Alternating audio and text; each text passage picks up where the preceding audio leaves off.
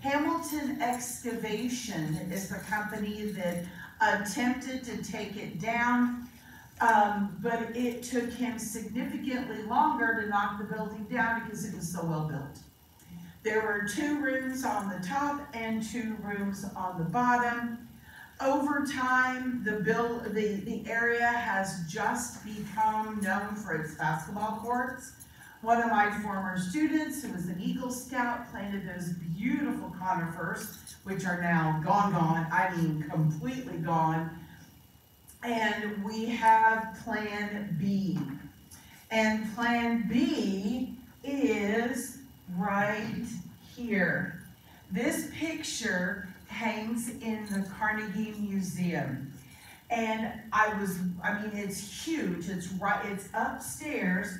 And as I was walking by one day, I did a double take. It's been there for years. I hadn't even noticed it.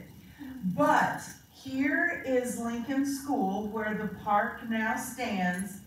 And over here is Beach Street. Beach Street is now pretty much an overgrown street, but this was an amazing, thriving, Black, somewhat integrated community. When Mid-States, which is over here, came in, they agreed that they were going to upgrade Lincoln and they were going to upgrade these homes. Unfortunately, they did not do that, and all these homes were eventually razed, as well as was Lincoln School. But if you're in the Carnegie, it's upstairs. I just get goosebumps every time I look at that based upon what it represents. So, as we began this process, and it was a fairly long process, it originally was pitched during the pandemic. And well, we all know how well projects went during the pandemic. They didn't. So what I was told, the reason they are renovating the area now is because it's historical to our town. Even though that history has been somewhat forgotten, they wanted to improve the basketball courts. I don't play basketball. I don't even run, let alone play basketball. But apparently the basketball courts were becoming a bit derelict, and the city wanted new options for that area. If you look at where our parks are interspersed throughout town, there's a lot on the west, and they just redid the Francis Wooden on the north, and you've got Milligan on the east, but way east, and there wasn't much in between. And this is one of my favorite buildings. Charlie Arvin had this in his collection, but this is what the building looked like. There were no windows on the front, but this again is what turned into the rec center, which some of you might remember. Okay. All right, so I'm going to give you the elevator version of how this whole thing happened. So the original plans, the idea was tossed out in 2022 after we decided that the pandemic was hopefully on its way out the door. So officially plans began for the park in March of 2023. In July of 2023, bids were let out. There was a big article in the newspaper, there was a big ad that was taken out, and the group that got the bid started designs late August-ish in 2023. I get the impression they already had some of this done prior to construction, and then by September 2023, things began. So my question, and I was able to meet with Fawn Johnson, and she helped me out with a lot of this stuff, because I had no idea what a READY grant was. Apparently, it's the Regional Economic Acceleration and Development Initiative. And so we were able to get about $250,000 in, or I think that's right. And then we got other city funding. Now, Fawn did not elaborate on that. I didn't ask, but there you go. So these were the things they really wanted to include. Pickleball courts, although I will tell you the residents in the area, one of them told me black people don't play pickleball. And I said to them, I respect that, but you can use pickleball for other things as well. They were going to replant the trees and the greenery, make a bigger parking lot, because hopefully this is going to draw more people. It was busy as that when I came by. I believe it. I mean, Parking lot was pretty much full. Yes, it was packed, and I love that. Half-court and full-court basketball areas with the hopes that maybe there can be some 3-on-3 tournaments. They wanted a shelter. They wanted cornhole. The permanent parts, you bring your own bags, because we all know they disappear. But they also wanted to include a historic timeline. And that's one of the things that we were involved with. A drinking fountain, but there was a push from the group, because the same group that did Francis Wooden did this part, and they really wanted to pay homage to what that particular area represented. So, Mayor Barton and Brandy Allen and Catherine Puckett and Eric Walker, we all started to meet via Zoom. How do we want to do this? What do we want to do? What do we want to have? I had no idea. I've never built a park before. So I said, I will defer to the experts. And so Todd and Brandy started negotiating what should be there, what should not be there. They didn't want a whole lot of equipment per se, because that's really not what the area is known for. So the City Council, Parks and Rec, All-American Construction and Hauling, and HWC Engineering all got together. Long story short, came up with a plan. And then Vicke and I were contacted again and said, hey, we met with you back in March of 22 to help plan the Francis Wooden Park. Can you help us with this? Well, we were nothing short of elated, just simply because we were hoping we could bring a lot more of the local flavor to the area. So, Evan Miller, if you are familiar with him, he used to work with Nolan Eller at Wabash College.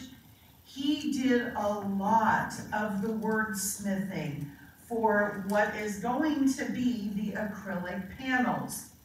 The acrylic panels were supposed to be installed about 6 months ago.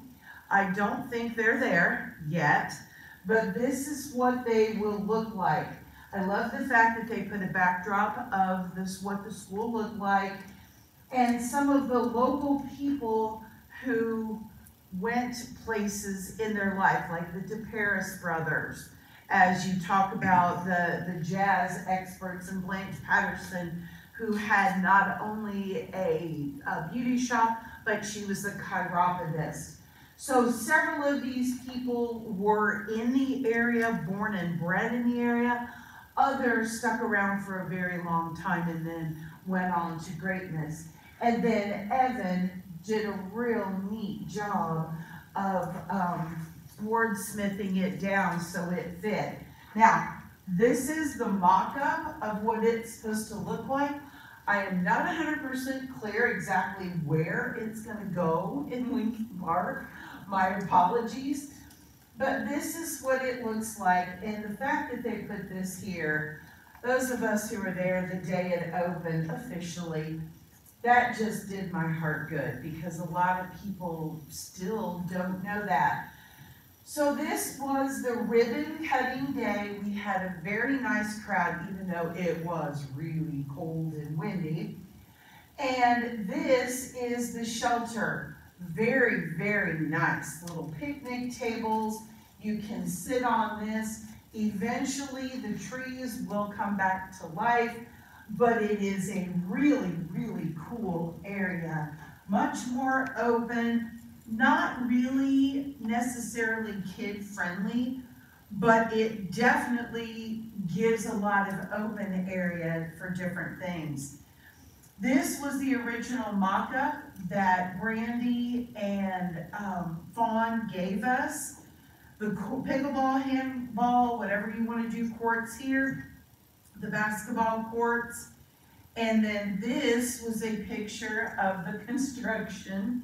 I will not bore you with all of the delays that occurred. None of them were weather related, they were supply related, of course, because the supply chain is still trying to catch up. But on November 19th of last year, 10 a.m., we were there for the ribbon cutting. And there we all are dressed in our warm woolies. And that's the awesome shelter. There are the basketball courts. When we left, there were people that came in to play basketball. I was hoping to get a picture of them actually playing basketball, but I didn't. And then this home right here has a fascinating history. According to the locals, during the 1930s, during the Depression, that home was known for giving out bread or soup out the back door because they couldn't actually quote unquote sell it, but that home, they were thinking about tearing it down until they realized it really did kind of have a historical significance. In fact, the people who live there now, as I understand, are kind enough to give out some handouts. So there's the total cost. I've been asked a lot how much it was. That by the time they were done, they did, the construction company did lose a little bit of money because it wasn't done on time. The historical marker, fingers crossed, will now be in September. That has been the wonderful people at the Historical Society are just amazing. They what? Historical Bureau. Or Historical Bureau, thank you. And they were able to help us out, but they're still behind from COVID. So we have the poll, and that's it. Casey Pfeiffer and Nicole Polakita, I believe is her name. It's just, every time I get an email from them, I just smile. They're just fabulous people. But they sent us an email January-ish and said, we're not gonna make May. How does September sound? And I'm like, as long as it gets here before I die or retire, I don't care none of their eyes. So we're hoping for a September unveiling.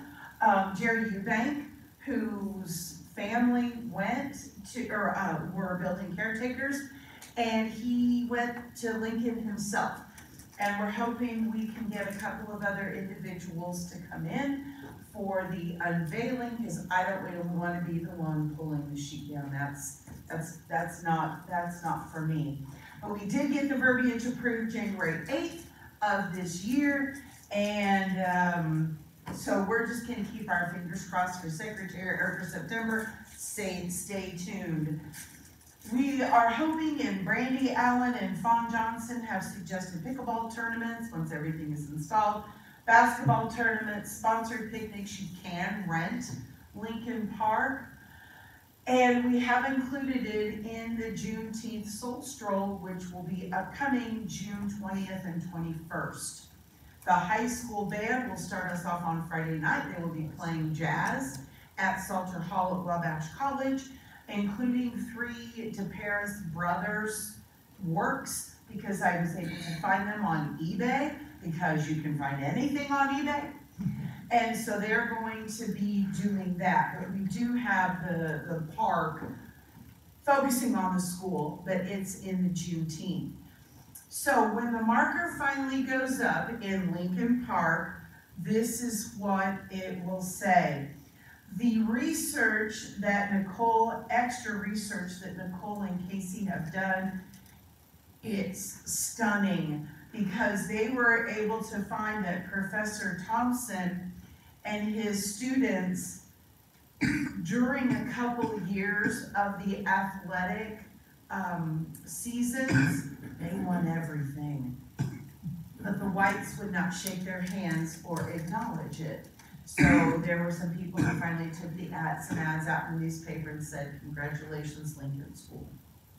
That side won, and because they couldn't fit it all into side one, they decided we needed a side two. And that is the verbiage that will be there. There are many people who used to visit the Lincoln Park area as their safe place, and some of them are a little uneasy that it is no longer their safe place anymore.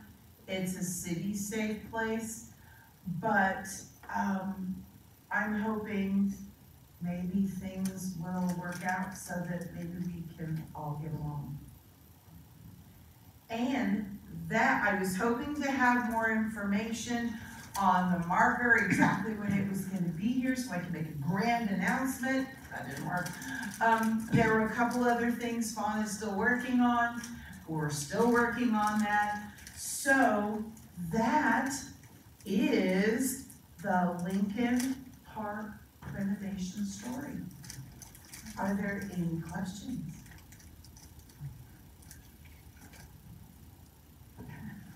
Diane, it's all yours. I will get, oh, and I just want you to know, this is a brick from Lincoln School. I made myself 2 notes to remember it this evening, and I forgot both notes, so I had to go back and get it. I did not get arrested. It is not a Poston, as far as I know. I do not know where the bricks came from, but I did trespass. Mayor Barton knows, and he knows that I have several of them in my possession. I have one question. Do you know anything about the future of the California pellet mill? I do know that it is closing, but I don't know when, and I don't know any of the details. My father-in-law used to work there,